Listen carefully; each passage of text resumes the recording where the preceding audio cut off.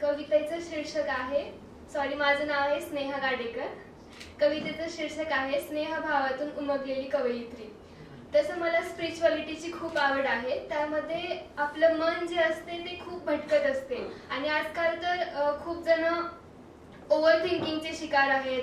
Social मीडियामध्ये नाना प्रकारचे खूप गोष्टी पाहून विचारांमध्ये इतके रमलेले असतात की समजत नाही की स्वतःच्या आयुष्यामध्ये काय चाललंय नेमकं। मग मला अशा वेळेस सोशल मीडियापासून दूर ठेवून स्वतःमध्ये रमायला खूप आवडते।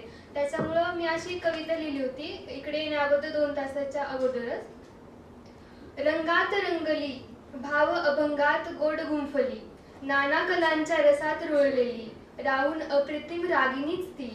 संत समुद्रात शांत विहार करत चंद्राची किरण एकटक पाहत, डोळे मिटतात झिलमिल गुडूप, अंधारात पाण्यातली मासोळीच ती स्नेहभावातून उमगलेली कवयित्री मी।